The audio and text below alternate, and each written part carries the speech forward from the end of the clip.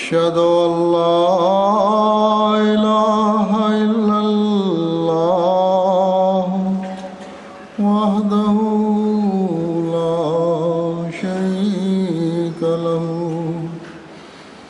وأشهد أن محمدا عبده ورسوله أما بعد فأعوذ بالله من الشيطان الرجيم بسم الله الرحمن الرحيم الحمد لله رب العالمين الرحمن الرحيم مالك يوم الدين إياك نعبد وإياك نستعين اهدنا الصراط المستقيم صراط الذين أنعمت عليهم غير المغضوب عليهم ولا الضالين إن هذا لهو القصص الحق وما من إله إلا الله وإن الله لهو العزيز الحكيم۔ اس آیت کا ترجمہ ہے کہ یقیناً یہی سچا بیان ہے اور اللہ کے سوا اور کوئی معبود نہیں، اور یقیناً اللہ ہی ہے جو کامل غلبہ والا اور حکمت والا ہے۔ آج تو آواز کا نظام ٹھیک ہے سارے؟ قرآن کریم میں ابتدا سے لے کر آخر تک اللہ تعالیٰ کی توحید کا ذکر ملتا ہے، اور اسلام کے ماننے کی بنیادی شرط ہی یہ ہے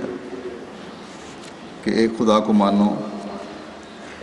اور اس کو تمام طاقتوں کا سرچشمہ تسلیم کرو۔ اللہ تعالیٰ نے جو مختلف احکامات اور تعلیم ہمیں قرآن کریم میں دی ہے، یا جس کی وضاحت حضرت صلی اللہ علیہ وسلم نے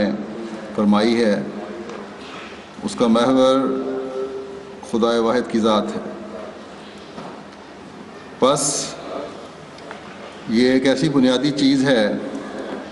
کہ اگر مسلمان اس کو سمجھ لیں تو دنیا میں مسلمانوں کی طرف منسوب ہونے والے تمام فساد ختم ہو جائیں۔ کوئی جو مسلمان ہیں اس کو سمجھنا نہیں چاہتے۔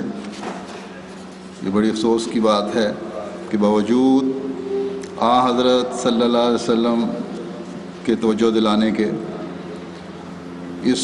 بنیادی نقطے کو مسلمان سمجھنے سے انکاری ہیں۔ اللہ تعالیٰ ان کی آنکھیں کھولے اور ہم احمدیوں کو بھی توفیق دے کہ خدا تعالیٰ کی دی ہوئی تعلیم کے مطابق اور حضرت صلی اللہ علیہ وسلم کے اسوہ پر چلتے ہوئے، دعائیں کرتے ہوئے خدا کی وحدانیت کا فہم حاصل کرنے والے ہوں۔ اس تعلیم اور سنت پر عمل کرنے والے ہوں جس کی تلقین حضرت صلی اللہ علیہ وسلم نے فرمائی اور جس کا اسوہ، جس کا نمونہ حضرت صلی اللہ علیہ وسلم نے ہمارے سامنے رکھا۔ ہمارے اندر وہ عرفان حاصل ہو جائے، ہمیں وہ عرفان پیدا ہو جائے جس سے ہم اللہ تعالیٰ کو سب طاقتوں کا مالک اور رب العالمین سمجھنے والے ہیں۔ کیونکہ رب العالمین کے نقطے کو سمجھتے ہوئے ہی ہم اللہ تعالیٰ کے حقوق اور بندوں کے حقوق ادا کرنے کے قابل ہو سکیں گے، نیکیاں بجا لا سکیں گے،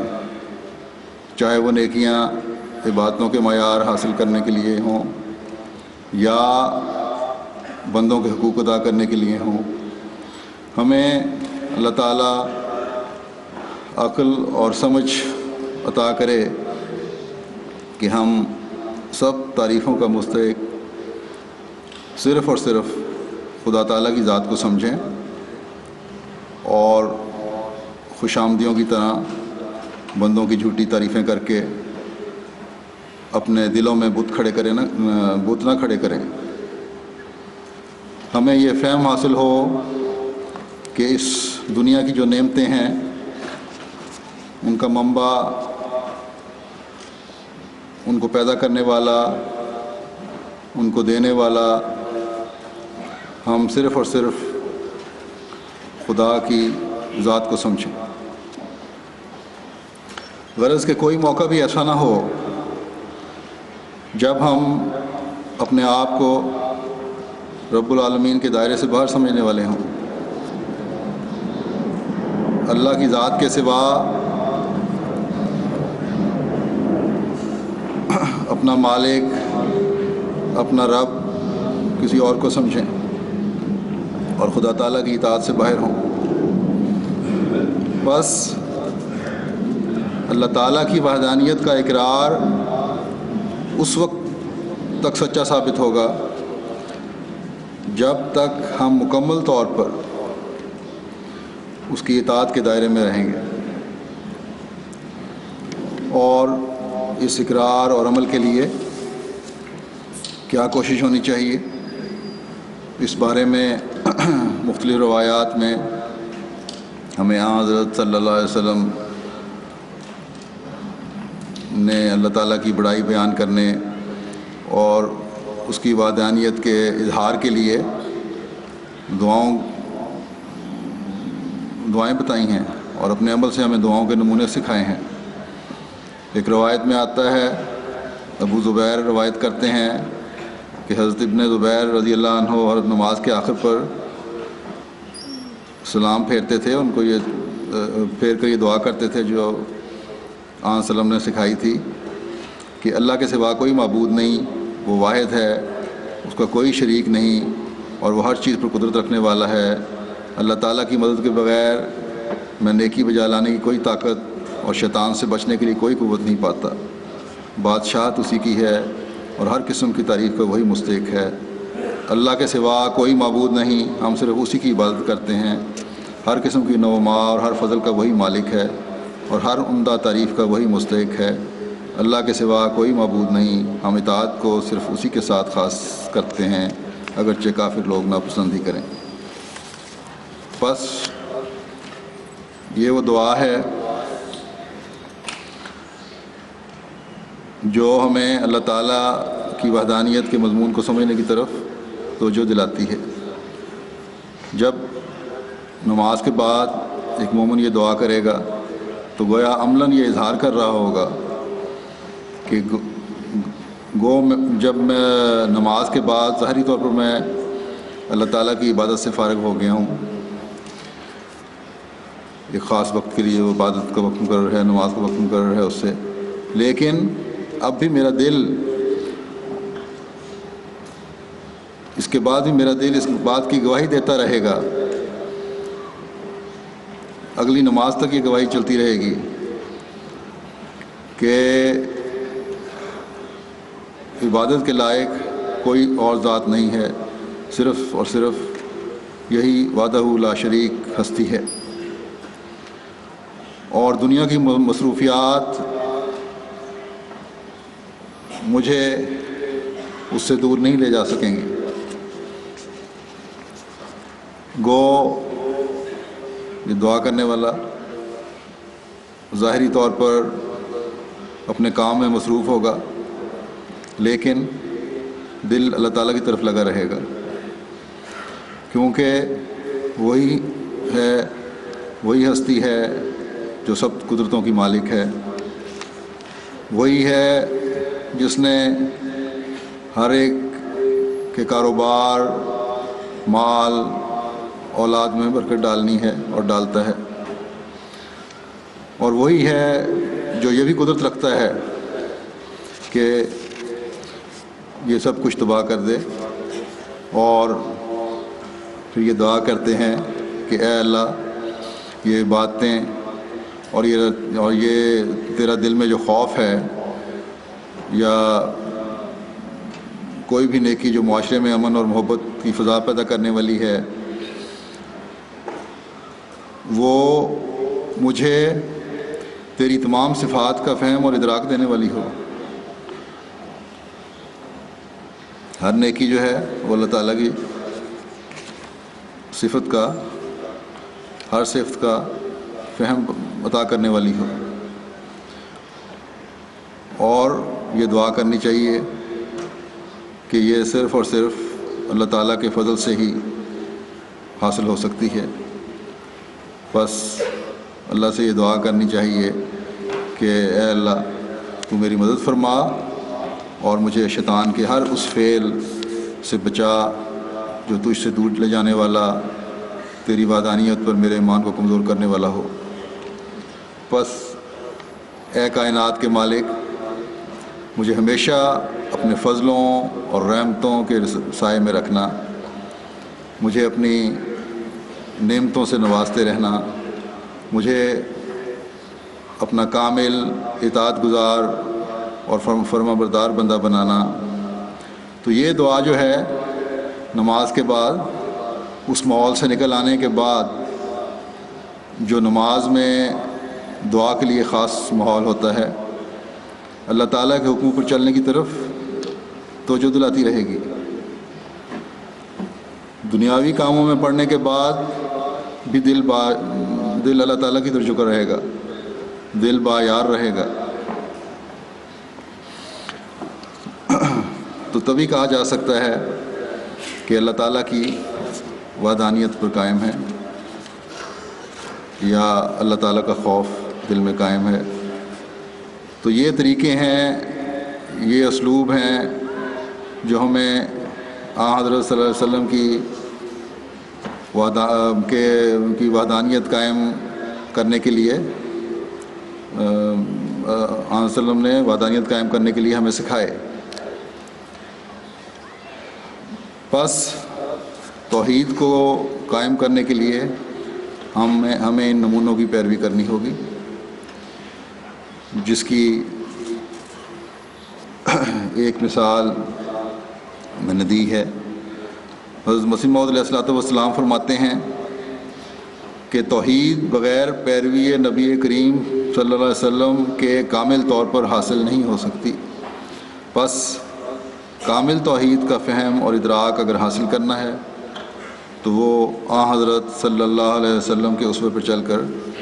ہی حاصل ہوگا۔ آپ صلی اللہ علیہ وسلم نے توحید کا تصور ہمارے دلوں میں قائم کرنے کے لیے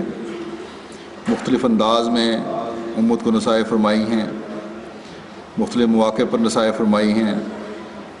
چنانچہ ایک موقع کے بارے میں ایک روایت میں آتا ہے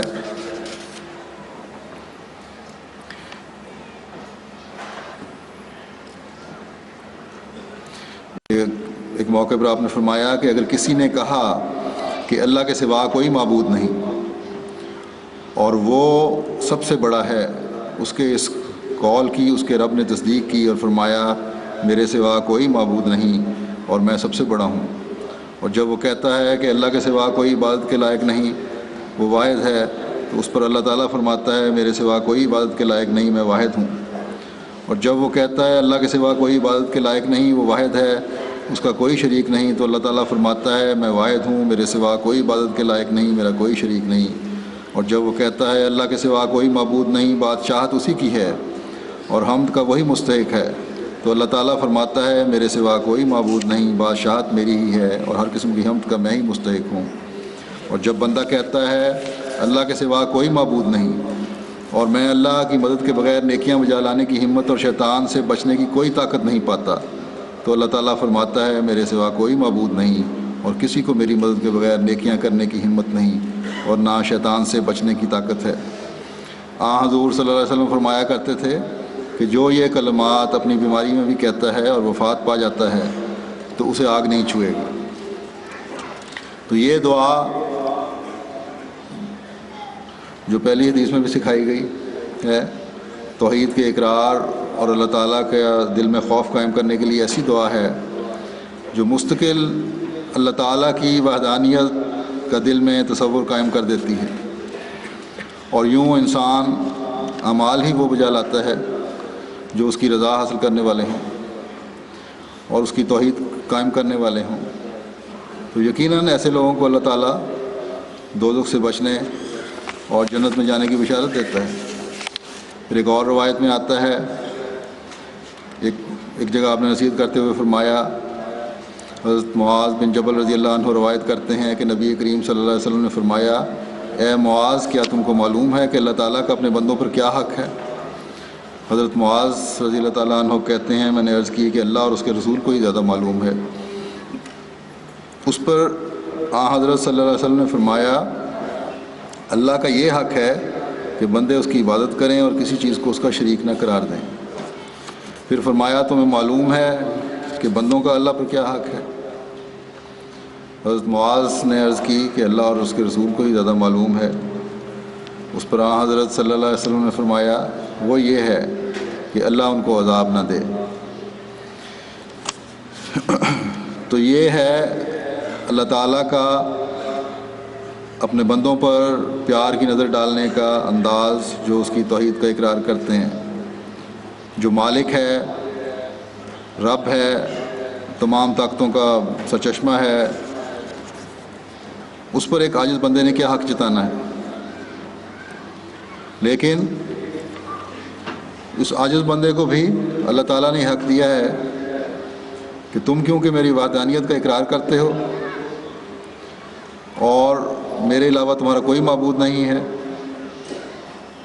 اس لیے تمہارا بھی حق ہے کہ میں تمہیں عذاب سے دور رکھوں، جہنم کی گرمی تم تک نہ پہنچنے دوں۔ بس میری وحدانیت کے حق کو اسی طرح ادا کرتے رہو۔ ایک اور موقع پر اللہ تعالیٰ کی وحدانیت کے اظہار کے لیے دعا کا طریقہ کیوں سکھایا؟ حضرت ابو ہریرہ رضی اللہ تعالیٰ عنہ روایت کرتے ہیں کہ رسول اللہ صلی اللہ علیہ وسلم نے فرمایا، جس نے یہ دعا دن میں 100 مرتبہ کی کہ اللہ کے سوا کوئی عبادت کے لائق نہیں، وہ واحد ہے، اس کا کوئی شریک نہیں، بادشاہت اسی کی ہے اور ہر قسم کی تعریف کا وہی مستحق ہے اور وہ ہر چیز پر قدرت رکھنے والا ہے، تو یہ دعا اس کو 10 غلام آزاد کرنے کا اجر ملنے کے مساوی ہوگی، اور اس کی 100 نیکیاں شمار ہوں گی، اور اس کی 100 خطائیں مٹا دی جائیں گی، اور یہ دعا اس کو اس روز شام تک شیطان سے بچانے والی ہوگی، اور اس سے افضل عمل کرنے والا اور کوئی نہ ہوگا سوائے اس شخص کے جو اس سے زیادہ اعمال صالحہ بجا لایا ہوگا۔ تو دیکھیں، گناہوں سے بھی اس اقرار سے بچ رہے ہیں کہ ثواب اور ثواب دعا کا جو ثواب ہے وہ اس سے بھی فیض پا رہے ہیں، اور پھر اسی فیض سے مزید نیکیاں کرنے کی توفیق بھی مل رہی ہے، کیونکہ اس دعا کی برکت سے شیطان سے بھی بچ رہے ہیں، اور جب شیطان سے بچ رہے ہیں تو ظاہر ہے پھر نیکیوں کی طرف توجہ پیدا ہوتی ہے۔ پھر صحابہ کے توحید کے اقرار اور اللہ تعالیٰ سے محبت کے اپنے انداز بھی تھے۔ ہر کوئی اپنے انداز میں کوشش کرتا تھا کہ خدا تعالیٰ کی خالص توحید دل میں بٹھائے۔ ایک واقعہ کا یوں روایت میں ذکر ملتا ہے، ام المومنین حضرت عائشہ رضی اللہ عنہا روایت کرتی ہیں کہ نبی کریم صلی اللہ علیہ وسلم نے ایک سیریا کے لیے ایک شخص کو امیر بنا کر بھیجا، وفد بھیجا جنگ کر۔ وہ اپنے ساتھیوں کو نماز پڑھاتے وقت قل هو اللہ احد پڑھتا تھا۔ جب یہ لوگ واپس آئے تو انہوں نے نبی کریم صلی اللہ علیہ وسلم کے ساتھ اس امر کا ذکر کیا۔ آپ نے فرمایا اسے پوچھو کہ ایسا کیوں کرتا ہے۔ چنانچہ پوچھنے پر اس صحابی نے بتایا کہ میں یہ اس لیے کرتا تھا کہ یہ خدائے رحمان کی صفت ہے اور میں اس بات کو پسند کرتا ہوں کہ میں اسے پڑھتا رہوں۔ یہ سن کر نبی کریم صلی اللہ علیہ وسلم نے فرمایا کہ اسے بتا دو کہ پھر اللہ تعالیٰ بھی اس سے محبت کرتا ہے۔ بس ان لوگوں نے صحابہ حضرت صلی اللہ علیہ وسلم کے صحابہ نے اس نقطے کو خوب سمجھا کہ یہ اللہ تعالیٰ کی توحید ہی ہے جس کے اقرار اور ہر وقت کے ذکر سے اب اسلام لانے کے بعد حضرت صلی اللہ علیہ وسلم کو ماننے کے بعد خدا تعالیٰ تک پہنچا جا سکتا ہے۔ پھر ایک روایت میں آتا ہے، حضرت ابو سعید خدری رضی اللہ عنہ روایت کرتے ہیں کہ ایک شخص نے کسی کو قل هو اللہ احد بار بار پڑھتے ہوئے سنا۔ جب صبح ہوئی تو وہ نبی کریم صلی اللہ علیہ وسلم کی خدمت میں حاضر ہوا اور عرض کی کہ فلاں شخص اس تلاوت قرآن کو کم سمجھ رہا ہے۔ اس کی بات سن کر رسول اللہ صلی اللہ علیہ وسلم نے فرمایا، اس ذات کی قسم جس کے قبضہ قدرت میں میری جان ہے، یہ سورت اپنے مضامین کے لحاظ سے قرآن کی 1/3 کے برابر ہے۔ پھر آواز کیا آ رہی ہے جو سمجھ نہیں آ رہی؟ یہ کہیں کہ گونج آ رہی ہے، الفاظ سمجھ نہیں آ رہی۔ ہاں جی، یہ اور لجنہ کی مارکی میں تو ٹی وی لگائے ہوئے ہیں، یہاں کیوں نہیں لگائے ہیں؟ وہاں لگائے تھے، وہ انٹرفیئرنس کرنے میں شروع کر دی تھی۔ ہاں، انٹرفیئرنس کر رہے تھے وہ مین سسٹم کے ساتھ جو ٹی وی تھے۔ کون سے سسٹم؟ تو یہ انٹرفیئرنس تو ہاں جی، الفاظ بھی سمجھ آ رہے ہیں؟ اچھا، پھر جن کو یہاں کرسی میں بیٹھے ہوئے نہیں آ رہے وہ قربانی کریں، پیچھے چلے جائیں، یا کرسی مل سکتی ہے یا آواز آ سکتی ہے۔ میرا خیال ہے تھوڑا سا اور کریں، ہو سکتا ہے بعض الفاظ سمجھ نہ آتے ہوں، میں ہی آہستہ ہو جاتا ہوں۔ پھر ایک روایت میں آتا ہے، میں بیان کر رہا تھا، حضرت ابو سعید خدری رضی اللہ تعالیٰ عنہ روایت کرتے ہیں کہ ایک شخص نے کسی کو قل هو اللہ احد پڑھتے ہوئے سنا،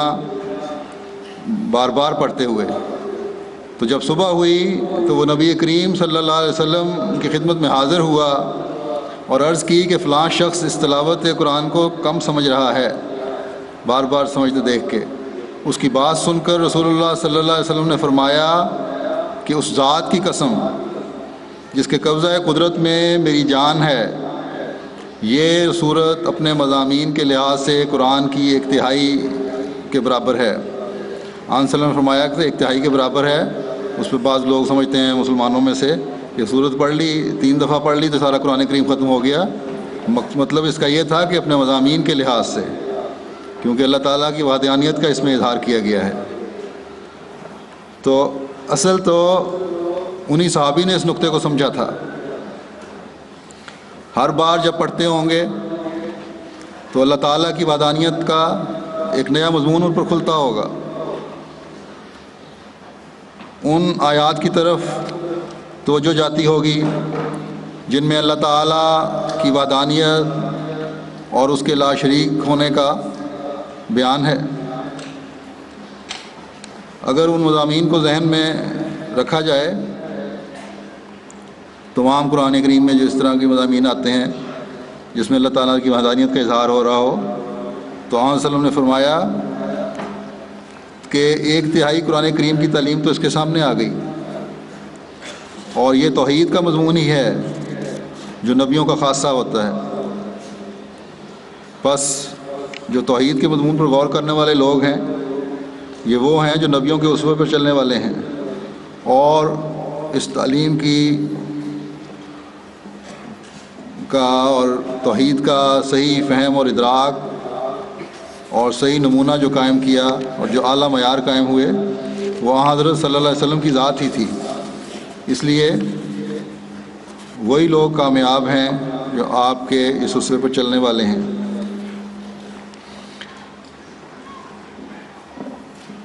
اور آپ صلی اللہ علیہ وسلم نے اپنی امت کو توحید کے مضمون کی اس قدر تاکید فرمائی کہ کیونکہ پہلی امتیں اس مضمون کو بھلا کر اپنے اوپر عذاب لانے والی بنی تھیں، اس لیے بار بار اس مضمون کو آپ نے بیان فرمایا۔ قرآن کریم میں بھی اس کا بہت مضمون کا ذکر ہے۔ ایک موقع پر آپ نے امت کو شرک سے بچنے اور نیکیوں پر قائم رہنے کی دعا اس طرح سکھائی۔ یحییٰ بن عبداللہ بیان کرتے ہیں کہ ابو عبد الرحمن بن حبلہ نے ان کو بتایا کہ حضرت عبداللہ بن عمر رضی اللہ عنہما نے ایک ٹکڑا نکالا اور بتایا کہ رسول اللہ صلی اللہ علیہ وسلم ہمیں یہ دعا سکھایا کرتے تھے: اے اللہ جو آسمانوں اور زمین کو پیدا کرنے والا ہے، غائب اور حاضر کو جاننے والا ہے، تو ہر ایک چیز کا رب ہے اور ہر چیز کا معبود ہے۔ میں گواہی دیتا ہوں کہ تیرے سوا کوئی معبود نہیں، تو واحد ہے، تیرا کوئی شریک نہیں، اور محمد صلی اللہ علیہ وسلم تیرے بندے اور تیرے رسول ہیں، اور اس امر کے ملائکہ بھی گواہی دیتے ہیں۔ میں شیطان اور اس کے شرک سے تیری پناہ میں آتا ہوں، اور میں اس چیز سے تیری پناہ میں مانگتا ہوں کہ میں اپنی جان پر کسی گناہ کا بوجھ ڈال دوں یا اپنے آپ کو کسی مسلمان کے خلاف مجبور کر کے لے جاؤں۔ ابو عبد الرحمن کہتے ہیں کہ رسول اللہ صلی اللہ علیہ وسلم یہ دعا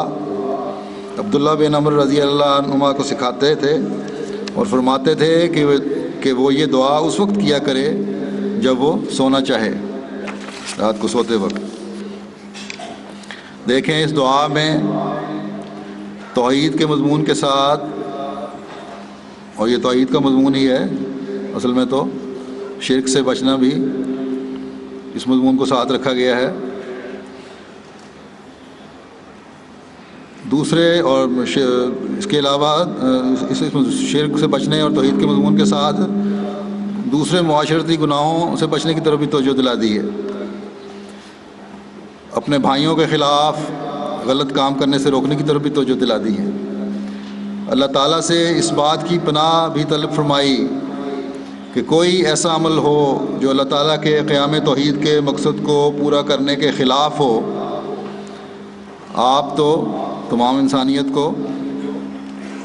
ایک امت پر بنانے کے لیے آئے تھے، ایک ہاتھ پر جمع کرنے کے لیے آئے تھے، تاکہ اللہ تعالیٰ کی توحید تمام دنیا پر قائم ہو۔ تو اگر مسلمان آپس میں پھٹے ہوئے ہوں اور ایک دوسرے کے خلاف سازشیں کر رہے ہوں تو پھر وہ وحدانیت کس طرح قائم رہ سکتی ہے جس کے لیے آپ صلی اللہ علیہ وسلم مبعوث ہوئے تھے؟ اس لیے اللہ تعالیٰ کی وحدانیت کے اقرار اور اس پر قائم رہنے کی دعا کے مضمون کو ایک دوسرے کے حقوق کی ادائیگی اور ایک دوسرے کو نقصان پہنچانے سے بچنے کے مضمون کے ساتھ بیان فرمایا گیا ہے، تاکہ اس عمل سے حسین معاشرے کا قیام ہو سکے، توحید کا قیام ممکن ہو سکے، اور تمام مسلمان کم از کم ایک ہو کر اللہ تعالیٰ کی بتائی ہوئی تعلیم کے مطابق عمل کر کے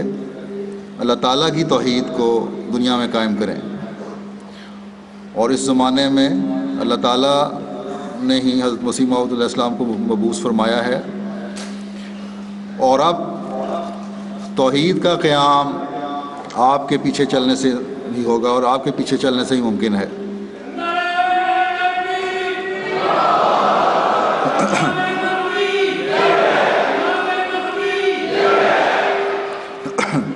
اس کے لیے بھی مسلمانوں کو اللہ سے ہدایت حاصل کرنے کی دعا مانگنی چاہیے۔ حضرت سعد بن ابی وقاص رضی اللہ عنہ روایت کرتے ہیں کہ رسول اللہ صلی اللہ علیہ وسلم کے پاس ایک بدوی آیا اور اس نے عرض کیا، مجھے کچھ ایسی دعائیں بتائیں جو میں کرتا رہا کروں۔ اس پر رسول اللہ صلی اللہ علیہ وسلم نے فرمایا تم یہ دعا کیا کرو کہ اللہ کے سوا کوئی عبادت کے لائق نہیں، وہ واحد ہے اور اس کا کوئی شریک نہیں، اللہ اکبر کبیرہ، اور اللہ کی بہت زیادہ تعریفیں ہیں، اور رب العالمین کے لیے ہر قسم کی پاکیاں ہیں۔ اللہ عزیز و حکیم کی مدد کے بغیر نیکی کرنے کی کوئی طاقت نہیں، اور شیطان سے بچنے کی کوئی قوت نہیں۔ اس پر اس شخص نے کہا یہ سب باتیں تو میرے رب کے لیے ہیں، میرے لیے کیا ہے؟ اس پر رسول اللہ صلی اللہ علیہ وسلم نے فرمایا تم اپنے لیے یہ دعا کیا کرو کہ اے میرے اللہ، مجھے میرے گناہ بخش دے، مجھ پر رحم فرما، مجھے ہدایت عطا کر، اور مجھے اپنی جناب سے رزق عطا فرما۔ بس جس طرح اس زمانے میں اس بدوی نے جس کے دل میں نیکی سیکھنے کی خواہش تھی آپ سے دعا کے سلیقے سیکھے، آج مسلمانوں کو بھی چاہیے کہ ان اندھی مخالفت جو ہے یہ اس کو بند کریں، اس بدوی سے ہی نمونہ سیکھیں، اس بدوی کا ہی نمونہ دیکھیں، اپنے آپ کو جو بہت پڑھا لکھا اور عالم دین سمجھتے ہیں دعا کے مضمون کو ہی سمجھنے کی کوشش کریں۔ دنیا میں فتنہ و فساد اور مسلمانوں کے آپس میں پھٹے ہوئے ہونے کے نظارے کو دیکھ کر جس سے غیر فائدہ اٹھا کر مزید مسلمانوں میں دراڑیں پیدا کر رہے ہیں، مسلمانوں کے تعلقات میں آپس میں ان کو مزید پھاڑ رہے ہیں، اس سے سبق حاصل کریں اور سوچیں اور دعا کریں۔ اللہ تعالیٰ نے جو وعدے فرمائے تھے اور حضرت صلی اللہ علیہ وسلم نے جو پیش گوئیاں فرمائی تھیں ان کے خیال میں اگر وہ پوری نہیں ہوئیں تو اللہ کے آگے جھکیں اور دعائیں کریں کہ اے اللہ، مسلمانوں کی حالت تو دن بدن بگڑتی جا رہی ہے، تیرے وعدے تو تمام انسانیت کو ایک ہاتھ پر جمع کرنے کے لیے تھے، یہ کیا ہو رہا ہے؟ اپنی وحدانیت دنیا میں قائم کرنے کے لیے اور کم از کم مسلمانوں کو ہی ایک کرنے کے لیے ہمیں ہدایت عطا فرما۔ اور جو دعا اس بدو کو اس کے لیے حضرت صلی اللہ علیہ وسلم نے سکھائی تھی کس طرح اس کو ہدایت ملے، وہ دعا ہی مانگیں۔ جیسا کہ میں نے پہلے کہا، گناہوں کی بخشش طلب کریں، ہدایت کی راہیں مانگیں، اللہ تعالیٰ کے مسیح کی مخالفت برائے مخالفت نہ کریں، صاف دل ہو کر اللہ سے مانگیں، تو خدا تعالیٰ ضرور مدد فرمائے گا انشاءاللہ۔ مسلمانوں کو چاہیے عمومی طور پر جن میں شرافت ہے کہ ان بد نصیب مولویوں کے پیچھے نہ چلیں جن کا دین صرف فساد کرنا ہے، جو جان بوجھ کر یا لاشعوری طور پر مسلمان امہ کو پھاڑنے کی کوشش کر رہے ہیں۔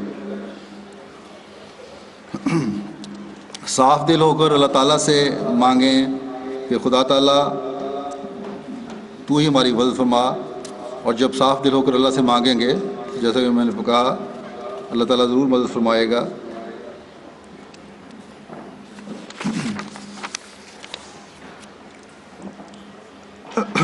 اپنے آپ کو مسلمان کہنے والے حضرت صلی اللہ علیہ وسلم کی اس ہدایت کو ہی اپنے سامنے رکھیں جس کا روایت میں یوں ذکر ملتا ہے۔ حضرت انس بن مالک رضی اللہ عنہ روایت کرتے ہیں کہ رسول اللہ صلی اللہ علیہ وسلم نے فرمایا کہ ایک دوسرے سے بغض نہ رکھو، باہم حسد نہ کرو، ایک دوسرے سے دشمنی نہ رکھو، اور اے اللہ کے بندو بھائی بھائی بن جاؤ، اور کسی مسلمان کے لیے جائز نہیں کہ وہ اپنے بھائی کو 3 دن سے زائد چھوڑے رکھے۔ ایک دوسری جگہ فرمایا ان باتوں کے ساتھ کہ حسد نیکیوں کو یوں کھا جاتا ہے جس طرح آگ لکڑیوں کو جلا کر خاک کر دیتی ہے۔ بس میں اس ہمدردی کے جذبے سے مسلمانوں کو یہ نصیحت کرتا ہوں، ان سے درخواست کرتا ہوں کہ اپنے آپ کو حسد کی آگ سے بچائیں، ایک دوسرے کی گردنیں کاٹنے اور فرقہ بندیاں کرنے کے بجائے اس زمانے کے ہادی مسیح و مہدی کی جماعت میں شامل ہوں، اور اس کی جماعت سے حسد کرنے اور اس کو نقصان پہنچانے کی کوشش کرنے کے بجائے، کیونکہ ان کی عارضی کوششیں ہی ہیں جو نقصان پہنچانے کی ہو سکتی ہیں، نقصان پہنچا تو نہیں سکتے۔ اللہ تعالیٰ خود مدد فرماتا ہے، اپنی حفاظت میں رکھتا ہے ہر احمدی کو۔ وہ ہم تھوڑا سا معمولی نقصان اگر کسی کا ہو بھی جائے تو بحیثیت جماعت یہ کچھ نہیں بگاڑ سکتے جماعت کا۔ اس جماعت نے تو اب الہی وعدوں کے مطابق ترقی کرنی ہی ہے انشاءاللہ۔ پس اللہ تعالیٰ کی وحدانیت قائم کرنے کے لیے اس مسیح و مہدی کو قبول کریں، اس کی جماعت میں شامل ہوں اور اللہ تعالیٰ کے وعدوں سے حصہ پائیں۔ پھر میں درخواست کرتا ہوں کہ مسیح و مہدی کے پیغام کو سمجھیں۔ سیدنا حضرت مسیح موعود علیہ الصلوۃ والسلام فرماتے ہیں کہ انبیاء علیہم السلام کے دنیا میں آنے کی سب سے بڑی غرض اور ان کی تعلیم اور تبلیغ کا عظیم الشان مقصد یہ ہوتا ہے کہ لوگ خدا تعالیٰ کی شناخت کریں اور اس زندگی سے جو انہیں جہنم اور ہلاکت کی طرف لے جاتی ہے اور جس کو گناہ آلود زندگی کہتے ہیں، نجات پائیں۔ حقیقت میں یہی بڑا بھاری مقصد ان کے آگے ہوتا ہے۔ بس اس وقت بھی جو خدا تعالیٰ نے ایک سلسلہ قائم کیا ہے اور اس نے مجھے مبعوث فرمایا ہے، تو میرے آنے کی غرض بھی وہی مشترک غرض ہے جو سب نبیوں کی تھی، یعنی میں بتانا چاہتا ہوں کہ خدا کیا ہے، بلکہ دکھانا چاہتا ہوں اور گناہ سے بچنے کی راہ کی طرف راہبری کرتا ہوں۔ بس خدا کی شناخت اگر کرنی ہے، دنیا میں اللہ تعالیٰ کی توحید کو اگر قائم کرنا ہے، تو مسیح موعود کو مان کر ہی کیا جا سکتا ہے، اور اس کے علاوہ جو بھی کوشش کرو گے ناکام و نامراد ہوگے۔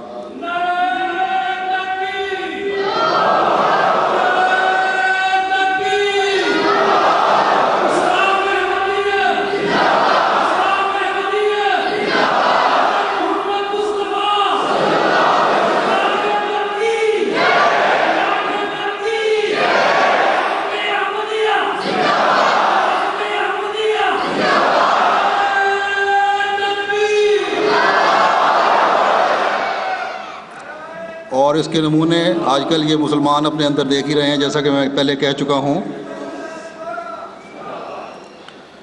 کیا وجہ ہے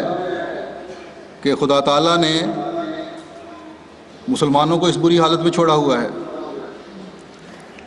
صرف اور صرف ایک وجہ ہے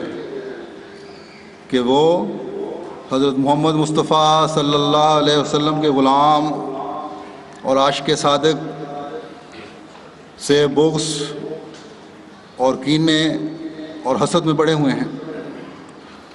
اور اس کی جماعت کو نقصان پہنچانے کی کوشش کر رہے ہیں۔ جہاں جہاں بھی جماعت ترقی کرتی ہے، جو مسلمان ممالک ہیں، وہاں عرب ممالک سے یا دوسری جگہوں سے مولوی پہنچ جاتے ہیں اور مسلمانوں کو احمدیوں کو تکلیفیں پہنچانے کی کوشش کرتے ہیں، صرف اس حسد کی آگ میں جل رہے ہیں کہ یہ لوگ ترقی کیوں کر رہے ہیں۔ مولوی کی جو روٹی ہے وہ مری جا رہی ہے۔ جس جماعت کا مقصد ہی اللہ تعالیٰ کی وحدانیت کو دنیا پر قائم کرنا ہے اور تمام دنیا کو امت واحدہ بنانا ہے، اس کو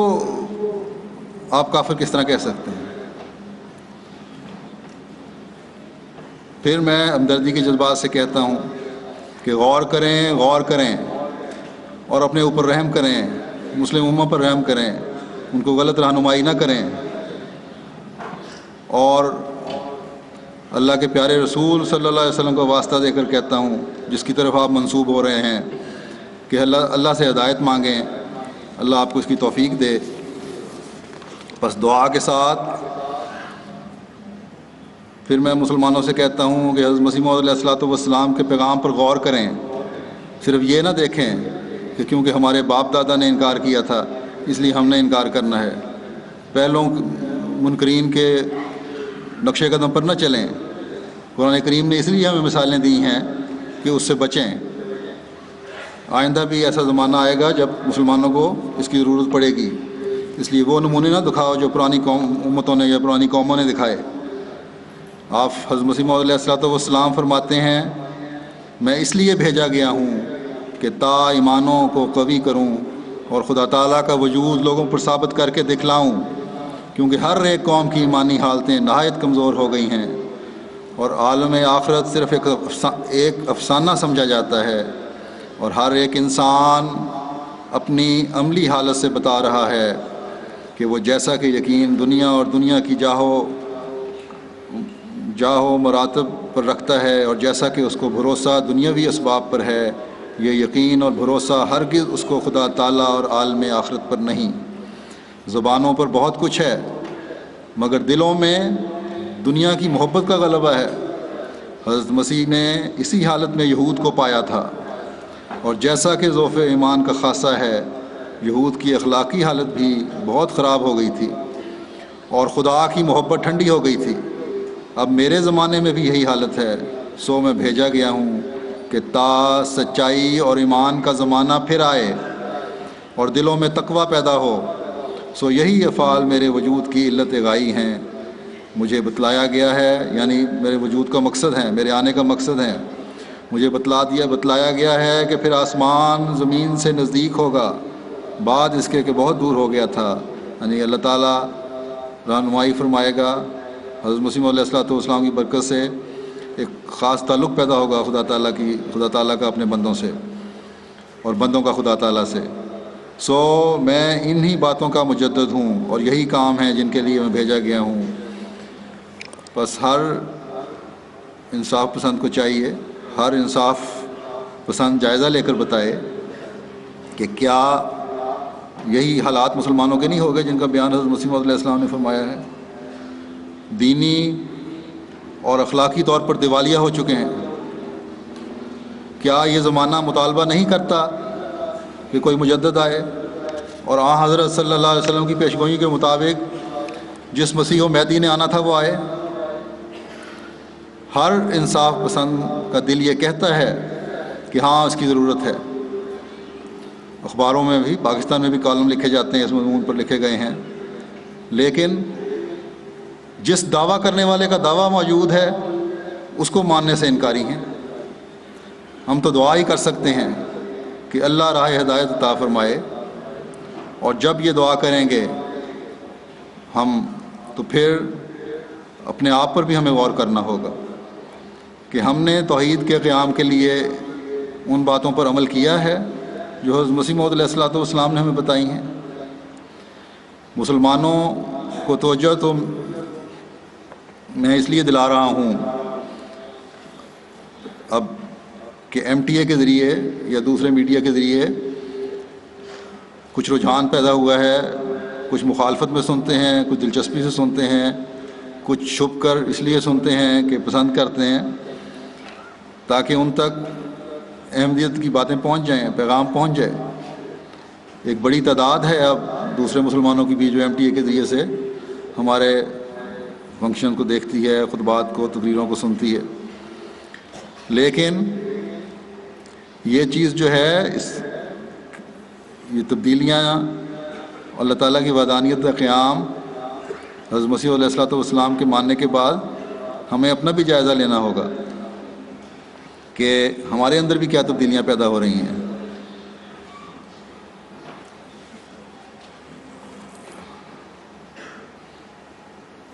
کیونکہ یہ باتیں سنانے اور غیروں کے کان میں یہ باتیں ڈالنے کے بعد ایک احمدی کی ذمہ داری مزید بڑھ جاتی ہے،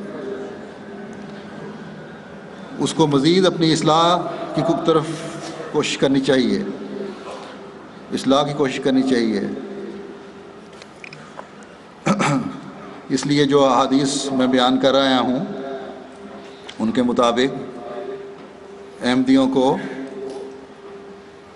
خود بھی عمل کرنا چاہیے احمدیوں کو بھی دعاؤں کی طرف توجہ دینی چاہیے۔ احمدیوں کو پہلے سے بڑھ کر نیکیوں پر قدم مارنے کی کوشش کرنی چاہیے۔ احمدیوں کو خدائے واحد کے پیار اور اس کے فضلوں کو سمیٹنے کے لیے اپنے عملوں کو مزید نکھارنا چاہیے۔ اس زمانے میں رابطے اتنے آسان ہو گئے ہیں، عام ہو گئے ہیں کہ کسی بھی ملک میں رہنے والے احمدی کا نمونہ دوسرے شہر یا ملک میں رہنے والے شخص کے لیے بعض دفعہ مثال بن رہا ہوتا ہے۔ ایک جگہ یہاں سے کوئی گیا افریقہ تو وہاں کا نمونہ دیکھ کے آئے گا، نمونہ سے افریقہ سے یہاں آیا، یہاں سے پاکستان گیا، پاکستان سے امریکہ گئے، تو اس طرح ایک دوسرے کے نمونے دیکھ رہے ہوتے ہیں۔ اور خطوں سے پتہ لگ رہا ہوتا ہے، بعض جگہ بعض دفعہ شکایتیں آتی ہیں کہ انہی رابطوں سے پہلے کچھ اور سمجھتے تھے مگر غلطی سے کہیں دوسرے ملک میں جا کے رابطہ ہوا، بعضوں کو بڑے اچھے تاثرات ملے احمدیوں کے، بعض لوگوں کے لیے ٹھوکر کا باعث بنے۔ تو جوں جماعت میں وسعت آتی جائے گی، مخالفین کی نظر میں ان کمزوریوں کو تلاش کرنے اور نیکیوں سے ہٹانے کی طرف بھی توجہ زیادہ ہو جائے گی مخالفین کی۔ بس جہاں احمدیوں کو اپنی عبادتوں کے نمونوں کی مثال قائم کرنی ہے، اللہ تعالیٰ کے احکامات پر چلنے اور اس کے بندوں کے حقوق ادا کرنے کی مثالیں قائم کرنی ہیں، وہاں اللہ تعالیٰ کے پیغام کو پہنچانے اور وحدانیت کے قیام کی کوشش بھی کرنی ہے۔ مسلمانوں کو بھی اس طرح رہنمائی کرنی ہے اور غیر مسلموں کو بھی اس حسین تعلیم سے آگاہ کرنا ہے۔ دنیا کو بتانا ہے کہ حضرت اقدس مسیح موعود علیہ السلام کی بعثت کا مقصد کیا تھا، اور اب دنیا کی بقا خدائے واحد کی عبادت اور اس کی آخری شریعت پر عمل کرنے میں ہی ہے۔ دنیا میں امن قائم کرنے کے لیے ایک ہو کر ایک خدا کی طرف جھکو، اور اس کے لیے جیسا کہ میں نے کہا ماحول میں ہر احمدی کے لیے اپنے ماحول میں نیک نمونے قائم کرنے ہوں گے، اپنی نفسانی خواہشات کو ختم کرنا ہوگا، اپنے آپ کو ایک خدا کے ماننے والے کی عملی تصویر بنانا ہوگا۔ حضرت مسیح موعود علیہ السلام فرماتے ہیں کہ توحید کی ایک قسم یہ بھی ہے کہ خدا تعالیٰ کی محبت میں اپنے نفس کے اغراض کو بھی درمیان سے اٹھا دے اور اپنے وجود کو اس کی عظمت میں محو کر دے۔ بس ہر کوئی جائزہ لے کہ کیا یہ ہمارے نمونے اس معیار تک پہنچ چکے ہیں۔ پھر حضرت مسیح موعود علیہ السلام ہمیں نصیحت کرتے ہوئے فرماتے ہیں کہ میں یقیناً کہتا ہوں کہ اگر انسان کلمہ طیبہ کی حقیقت سے واقف ہو جاوے اور عملی طور پر اس پر کاربند ہو جاوے تو وہ بہت بڑی ترقی کر سکتا ہے اور خدا تعالیٰ کی عجیب در عجیب قدرتوں کا مشاہدہ کر سکتا ہے۔ یہ امر خوب سمجھ لو کہ میں جو اس مقام پر کھڑا ہوں، میں معمولی واعظ کی حیثیت سے نہیں کھڑا ہوں اور کوئی کہانی سنانے کے لیے نہیں کھڑا ہوں، بلکہ میں تو ادائے شہادت کے لیے کھڑا ہوں۔ میں نے وہ پیغام جو اللہ تعالیٰ نے مجھے دیا ہے پہنچا دینا ہے۔ اس امر کی مجھے پرواہ نہیں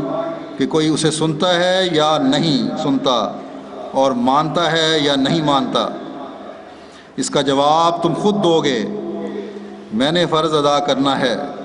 میں جانتا ہوں بہت سے لوگ میری جماعت میں داخل تو ہیں اور وہ توحید کا اقرار بھی کرتے ہیں، مگر میں افسوس سے کہتا ہوں کہ وہ مانتے نہیں۔ جو شخص اپنے بھائی کا حق مارتا ہے یا خیانت کرتا ہے یا دوسری قسم کی بدیوں سے باز نہیں آتا، میں یقین نہیں کرتا کہ وہ توحید کا ماننے والا ہے، کیونکہ یہ ایک ایسی نعمت ہے کہ اس کو پاتے ہی انسان میں ایک خارق عادت تبدیلی ہو جاتی ہے، ایک غیر معمولی تبدیلی ہو جاتی ہے۔ اس میں بغض، کینہ، حسد، ریا وغیرہ کے بت نہیں رہتے اور خدا تعالیٰ سے اس کا قرب ہوتا ہے۔ یہ تبدیلی اسی وقت ہوتی ہے اور اسی وقت وہ سچا موحد بنتا ہے جب یہ اندرونی بت، تکبر، خود پسندی، ریاکاری، کینہ و عداوت، حسد و بخل، نفاق و بدعہدی وغیرہ کے دور ہو جائیں۔ جب تک یہ بت اندر ہی ہیں اس وقت تک لا الہ الا اللہ کہنے میں کیوں کر سچا ٹھہر سکتا ہے، کیونکہ اس میں توکل کی نفی مقصود ہے، تو اللہ تعالیٰ پہ توکل نہیں ہے اس میں۔ بس یہ پکی بات ہے کہ صرف منہ سے کہہ دینا کہ خدا کو وحدہ لا شریک مانتا ہوں کوئی نفع نہیں دے سکتا۔ ابھی منہ سے کلمہ پڑھتا ہے اور ابھی کوئی امر ذرا مخالف مزاج ہو اور غصہ اور غضب کو خدا بنا لیا۔ میں بار بار کہتا ہوں اس امر کو ہمیشہ یاد رکھنا چاہیے کہ جب تک یہ مخفی معبود موجود ہوں ہرگز توقع نہ کرو کہ تم اس مقام کو حاصل کر لو گے جو ایک سچے موحد کو ملتا ہے۔ جیسے جب تک چوہے زمین میں ہیں مت خیال کرو کہ طاعون سے محفوظ ہو، اسی طرح پر جب تک یہ چوہے اندر ہیں، اس قسم کے تکبر، نخوت، ریا، جھوٹ وغیرہ، یہ سب چوہے ہیں۔ فرمایا کہ جب تک یہ چوہے اندر ہیں اس وقت تک ایمان خطرے میں ہے۔ جو کچھ میں کہتا ہوں اس کو خوب غور سے سنو اور اس پر عمل کرنے کے لیے قدم اٹھاؤ۔ میں نہیں جانتا کہ اس مجمع میں جو لوگ موجود ہیں آئندہ ان میں سے کون ہوگا اور کون نہیں۔ یہی وجہ ہے کہ میں نے تکلیف اٹھا کر اس وقت کچھ کہنا ضروری سمجھا۔ اس وقت آپ کچھ تکلیف میں تھے، تشریف لائے۔ فرمایا کہ ضروری سمجھا تا میں اپنا فرض ادا کر دوں۔ فرمایا پس کلمے کے متعلق خلاصہ تقریر کا یہی ہے کہ اللہ تعالیٰ ہی تمہارا معبود اور محبوب اور مقصود ہو، اور یہ مقام اسی وقت ملے گا جب ہر قسم کی اندرونی بدیوں سے پاک ہو جاؤ گے اور ان بتوں کو جو تمہارے دل میں ہیں نکال دو گے۔ پس ہر احمدی کے لیے یہ ارشاد بڑے خوف کا مقام ہے۔ ایک طرف تو ہمارے دعوے دنیا میں توحید کے قیام کے لیے ہیں، ایک طرف تو ہم مسلموں اور غیر مسلموں کو توحید کے معنی سکھانے کے لیے کھڑے ہوئے ہیں، اور دوسری طرف اس کے خلاف عمل کرتے ہوئے ہم اپنے بھائیوں کے حقوق مارنے والے ہوں اور یوں لڑائی جھگڑوں اور فتنہ و فساد میں مبتلا ہوں۔ ایک حدیث میں آیا ہے کہ حضرت صلی اللہ علیہ وسلم نے فرمایا، نے 3 چیزیں پسند فرمائیں، اگر وہ ہیں تو مومن ہو۔ ایک تو ہے کہ اللہ کی عبادت کرو، اس کے ساتھ کسی کو شریک نہ ٹھہراؤ۔ دوسرے، مل کر حبل اللہ کو پکڑو اور تفرقہ نہ ڈالو، تفرقوں میں نہ پڑو۔ اور حبل اللہ جسے پکڑ کر تم اللہ تک پہنچ سکتے ہو وہ نبی کی ذات ہے، اس کی تعلیم ہے، اس سے مضبوط تعلق ہونا چاہیے، اور حضرت صلی اللہ علیہ وسلم کی پیشگوئی کے مطابق ہی حضرت مسیح موعود علیہ الصلوۃ والسلام بھی نبی ہیں اور حبل اللہ ہیں۔ اللہ تعالیٰ نے بھی آپ کو نبی قرار دیا ہے، اور پھر حضرت مسیح موعود علیہ الصلوۃ والسلام نے ہی اپنے بعد قدرت ثانیہ کی خبر دی ہے، جو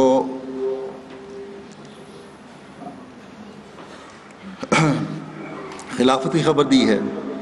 جو منہاج نبوت پر قائم ہوگی۔ اس لیے یہ بھی حبل اللہ ہے۔ غرض اگر غور کرتے چلے جائیں تو ہر وہ چیز جو اس تعلق کو مضبوط کرنے والی ہے اور اللہ تعالیٰ کا قرب دلانے کا ذریعہ ہے وہ حبل اللہ ہے۔ اسی طرح قرآن کریم کی تعلیم جو آخری شریعت کے طور پر اللہ تعالیٰ نے حضرت صلی اللہ علیہ وسلم پر اتاری، جس کا ہر حکم اور ہر لفظ خدا تعالیٰ کی طرف لے جانے والا ہے، جماعت کے تعلق کو مضبوط کرنے والا ہے، وہ حبل اللہ ہے۔ اس لیے حضرت مسیح موعود علیہ الصلوۃ والسلام نے فرمایا ہے کہ جو قرآن کریم کے 700 حکموں میں سے ایک کی بھی نافرمانی کرتا ہے وہ میری جماعت میں سے نہیں ہے، کیونکہ وہ اس حبل اللہ کو کاٹنے کی کوشش کر رہا ہے۔ اور پھر فرمایا کہ آپس کے تفرقے جو ہیں یہ بھی ایک وحدت ختم کرنے والے بن جاتے ہیں، اس لیے تفرقوں اور لڑائی جھگڑوں کو بھی ختم کرو۔ اس لیے حضرت مسیح موعود علیہ الصلوۃ والسلام نے فرمایا کہ غصے اور غضب میں آ جاتے ہیں تو توحید سے دور ہٹ رہے ہوتے ہیں۔ حضرت صلی اللہ علیہ وسلم نے فرمایا کہ مومنوں کی مثال تو ایک دوسرے سے محبت کرنے اور ایک دوسرے پر رحم کرنے اور ایک دوسرے سے مہربانی سے پیش آنے میں ایک جسم کی سی ہے، جس کا ایک حصہ اگر بیمار ہو تو اس کی وجہ سے سارا جسم بے قراری اور بے چینی اور بخار میں مبتلا ہو جاتا ہے۔ تو جب ایسی صورت ہوگی تبھی وحدت کی صورت بھی پیدا ہوگی، اور جب یہ وحدت ہوگی تو توحید کے نظارے بھی نظر آئیں گے۔ تفرقہ اور آپس کی پھوٹ اور لڑائیوں اور نفرتوں سے تو دوری ہوتی ہوئی نظر آئے گی، دل پھٹتے ہوئے نظر آئیں گے۔ بس یہ حالت ہے جو جماعت کے ہر فرد کی ہونی چاہیے کہ جس طرح حضرت مسلم نے فرمایا، جس طرح حدیث میں آیا کہ ایک جسم کی طرح بن جائیں، تبھی کہا جا سکے گا کہ وہ توحید کا علمبردار ہے، اور تبھی وہ حضرت صلی اللہ علیہ وسلم کے ہر وہ احمدی حضرت صلی اللہ علیہ وسلم کے اس ارشاد کا مصداق نظر آئے گا جس میں آپ نے فرمایا کہ مسلمان دوسرے مسلمان کا بھائی ہے، نہ تو وہ اس پر ظلم کرتا ہے اور نہ بے یار و مددگار چھوڑتا ہے۔ فرمایا کہ جو شخص اپنے بھائی کی ضرورتوں کا خیال رکھتا ہے اللہ تعالیٰ اس کی ضرورت کا خیال رکھتا ہے، جو شخص کسی مسلمان کی تکلیف اور بے چینی کو دور کر دیتا ہے اللہ تعالیٰ اس کی تکلیف اور بے چینی کو دور کرتا ہے، اور جو شخص کسی کی پردہ پوشی کرتا ہے اللہ تعالیٰ قیامت کے دن اس کی پردہ پوشی فرمائے گا۔ تو یہ ہے توحید کے قائم کرنے کا ایک ذریعہ کہ ایک ہو جاؤ، ایک جسم بن جاؤ، ایک کی تکلیف پورے جسم کی تکلیف بن جائے، اور یہی طریق ہے جس سے جماعت کا ہر فرد ایک ہو کر حضرت مسیح موعود علیہ الصلوۃ والسلام کی فکر کو دور کر سکتا ہے اور اپنے اندر غیر معمولی تبدیلیاں پیدا کرنے والا بن سکتا ہے۔ بس چاہیے کہ اپنے دلوں کو بغض، کینے، حسد، ریا، بناوٹ وغیرہ کے بتوں سے پاک کرنے والے ہوں، اور اس سے نفاق اور بدعہدی کے بتوں سے اپنے دلوں کو پاک کرنے والے ہوں۔ اگر اس طرح توجہ نہیں تو جیسا کہ حضرت مسیح موعود علیہ الصلوۃ والسلام نے فرمایا یہ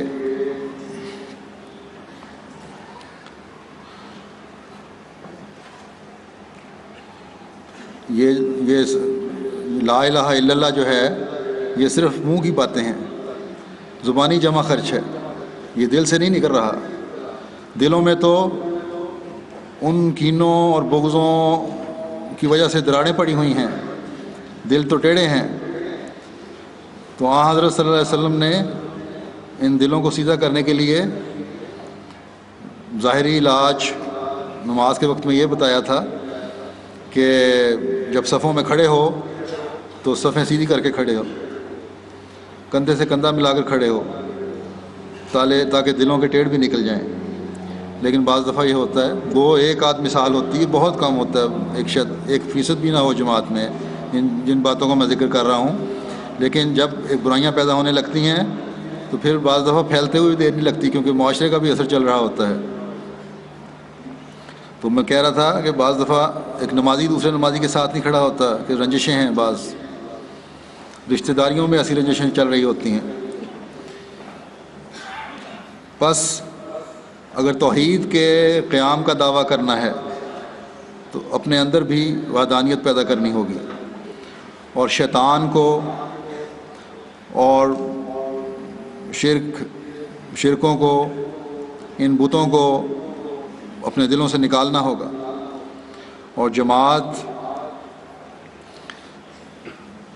کی ترقی کے لیے حضرت مسیح موعود علیہ الصلوۃ والسلام کے پیغام کو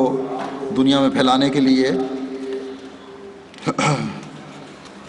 توحید کے قیام کے لیے اپنے اندر مثالیں قائم کرنی ہوں گی۔ اور جیسا کہ حضرت مسیح موعود علیہ السلام نے فرمایا، ان برائیوں کے چوہوں کو اپنے دلوں سے نکال باہر پھینکنا ہوگا، ورنہ یہ چوہے جب تک تمہارے دلوں میں بیٹھے ہوئے ہیں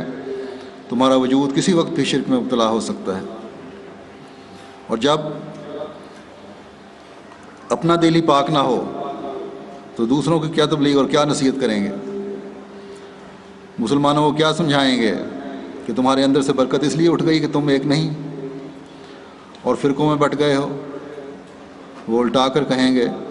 کہ تمہارے اندر سے یہ شرک کے گند مکمل طور پر صاف ہو گئے ہیں، غیر مسلموں کو کس منہ سے تبلیغ کریں گے؟ بس تمام دنیا کو امت واحدہ بنانے کے لیے، توحید کے جھنڈے تلے لانے کے لیے، دنیا سے فتنہ و فساد ختم کرنے کے لیے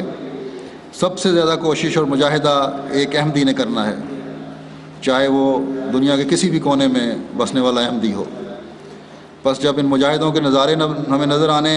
شروع ہو جائیں گے تو آپ ہی ہیں جو توحید کو دنیا میں قائم کرنے والے ہوں گے، کیونکہ اب جماعت احمدیہ کے علاوہ اور کوئی جماعت نہیں جو توحید کو دنیا میں قائم کر سکے۔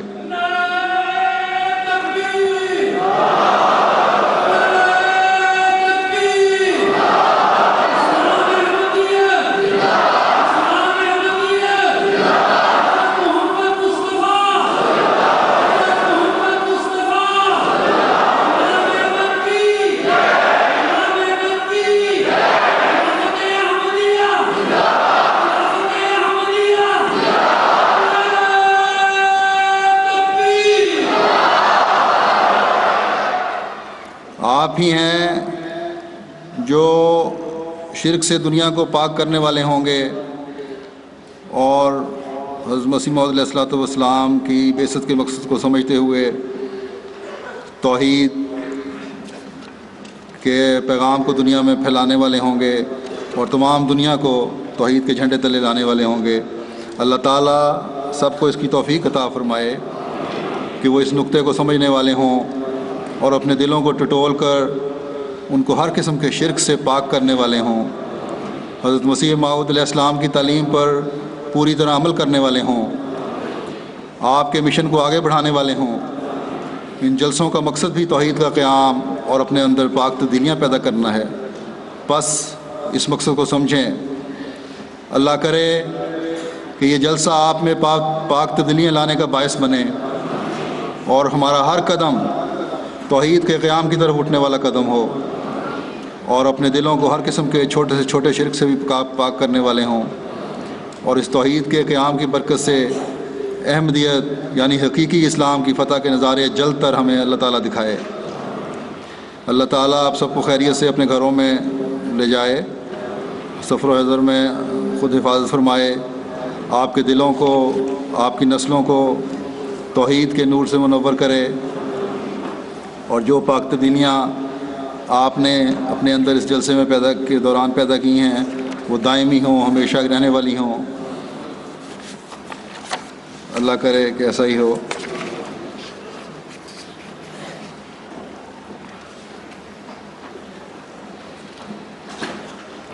یہ اس وقت جو انہوں نے حاضری کی رپورٹ دی ہے اس کے مطابق 25,249 کی حاضری ہے۔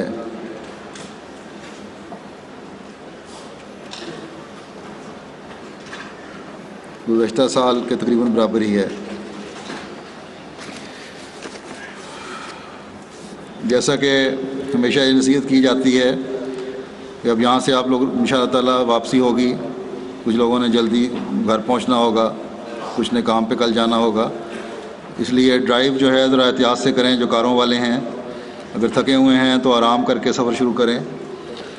خاص طور پہ جرمنی وغیرہ سے یا یورپ کے دوسرے ملکوں سے جو آئے ہوئے ہیں وہ فوراً رات کو سفر کرنے کی کوشش کرتے ہیں. ایک بات اور میں کہنی چاہتا تھا، کل وقت زیادہ ہو گیا تھا میں بتا نہیں سکا تھا، وہ بھی ایم ٹی اے کے پھیلاؤ سے متعلق ہے کہ اب ایم ٹی اے کے پروگرام جو ہیں وہ موبائل فون پر بھی سنے جا سکتے ہیں. یہ تصویر والے فون جو ہیں ان کے ساتھ تصویر وغیرہ اور سارے پروگرام ساتھ اس طرح ہی آتے ہیں. شاید بعض ملکوں میں یہ سہولت نہ ہو، لیکن جہاں ہے وہاں بہرحال تصویر کے ساتھ اسی طرح آپ ایم ٹی اے کے سارے پروگرام دے سکتے ہیں.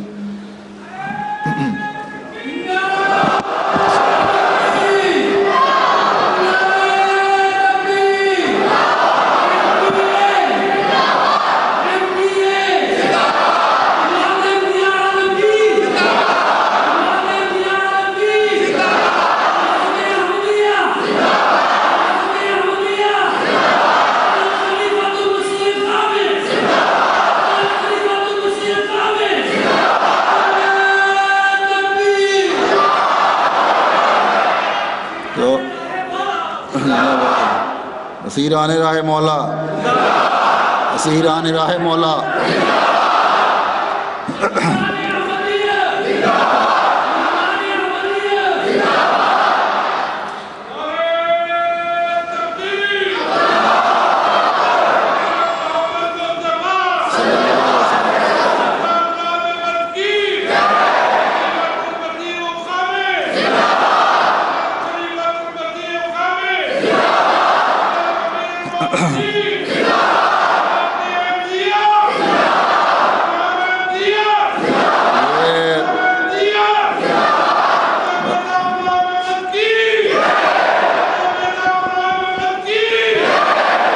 اچھا آپ باقی سن لیں.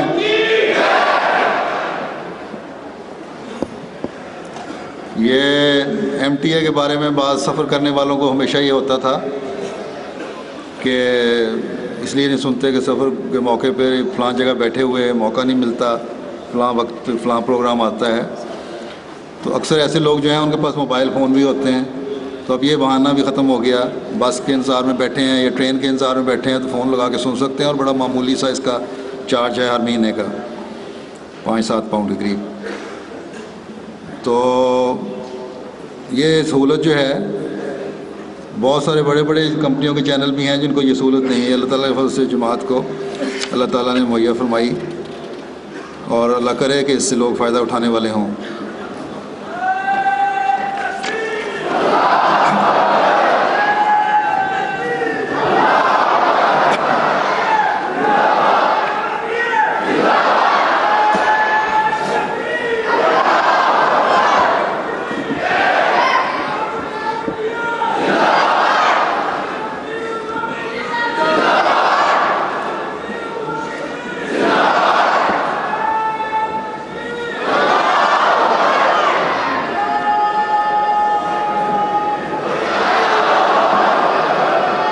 یہاں سے ایک دفعہ ہی گرا دیں تاکہ ان کا شوق بھی پورا ہو جائے.